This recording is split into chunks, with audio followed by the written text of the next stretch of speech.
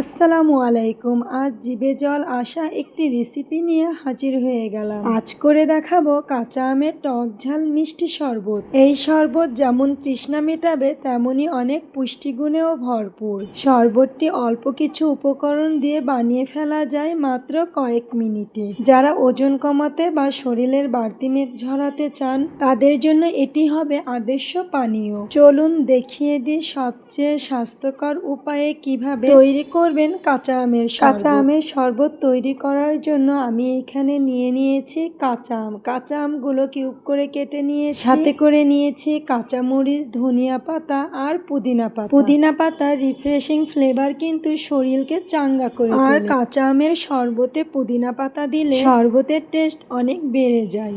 দিয়ে দিব কিছু গোলমরিচ। আর জুসটা তৈরি করার জন্য আমি এখানে নিয়ে নিব বরফ পানি। আপনারা চাইলে ঠান্ডা পানিটাও নিতে পারেন, আবার বরফও নিতে পারেন। প্রথমে ব্লেন্ডারের জগে দিয়ে দিব হাফ কাপের মতো বরফ পানি। সাথে করে দিয়ে দিব আমের টুকরাগুলো। আর এই শরবতে আমি বড় সাইজের 2টা আম ব্যবহার করেছি। দিয়ে দিব 1 টেবিল চামচের মতো ধনিয়া পাতা কুচি, 2টা কাঁচামরিচ, 2 টেবিল চামচের মতো পুদিনা পাতা কুচি, আস্ত গোলমরিচ, হাফ কাপের মতো চিনি, হাফ চা চামচ সাদা লবণ, হাফ চা চামচের কম বিট লবণ। এখন সবকিছু ভালো করে ব্লেন্ড করে নিব। ভালো করে ব্লেন্ড করে নিতে হবে যেন দানা দানা না থাকে। অনেকেই আম সিদ্ধ করে শরবত বানায়, এতে মজা লাগে ঠিকই কিন্তু পুষ্টিগুণ নষ্ট হয়ে যায়।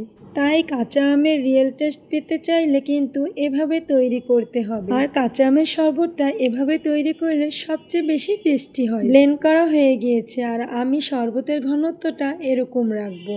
আপনারা যদি আরো ঘন করতে চান তাহলে এখানে পানি কম ইউজ করুন, আর যদি পাতলা করতে চান তাহলে আরেকটু পানি ব্যবহার করুন। আমি শরবতে দিয়ে দিব কিছু বরফ কুচি, 1 চা চামচের মতো টালা জিরা গুঁড়া। টালা জিরাটা দেওয়ার কারণে খুব সুন্দর একটা ফ্লেভার আসে। এখন সবকিছু একসাথে ভালোভাবে মিশিয়ে নিব। তৈরি হয়ে গেল আমার টক ঝাল মিষ্টি কাঁচা আমের শরবত। অনেকেই শরবত ছেঁকে নেয়, ভুলেও এ কাজটি করবেন না, কারণ আমরা উপকরণগুলো ভালোভাবে ব্লেন্ড করেছি। তাই ছেঁকে নেওয়ার দরকার নেই। ছেঁকে নিলে শরবতের টেস্ট অনেক কমে যাবে। এখন শরবতটাকে সার্ভ করে নিব। এর জন্য আমি গ্লাসের মুখে লাগিয়ে নিচ্ছি সামান্য একটু লেবুর রস, যেন গ্লাসের মুখে লবণ আর ঝালের গুঁড়ার মিশ্রণটা ভালোভাবে লাগিয়ে নিতে পারি। দেখতে সুন্দর দেখানোর জন্য আমি গ্লাসটাকে এভাবে একটু ডেকোরেট করে নিয়েছি। যে কোনো জিনিসই দেখতে সুন্দর দেখালে খাওয়ার আগ্রহটা অনেক বেশি বেড়ে যায়। এবার আমি কাঁচা আমের শরবতটা গ্লাসে পরিবেশন করে নিচ্ছি। আপনারা চাইলে এখানে বরফের টুকরাটাও দিতে পারেন। যেহেতু আমার শরবতটা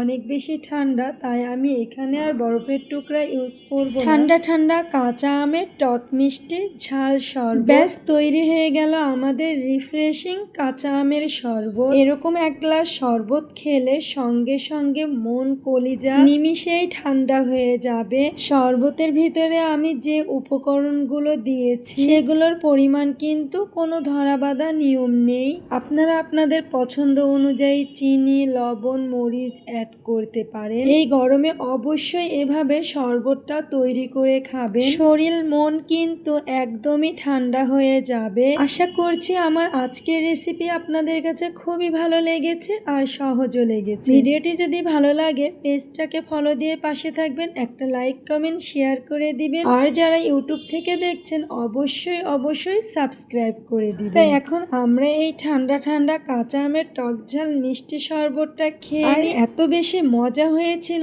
আপনারা বাসায় অবশ্যই একবার হলেও ট্রাই করবেন। আজকে এখানেই বিদায় নিচ্ছি। সে পর্যন্ত সবাই ভালো থাকবেন। আল্লাহ হাফেজ।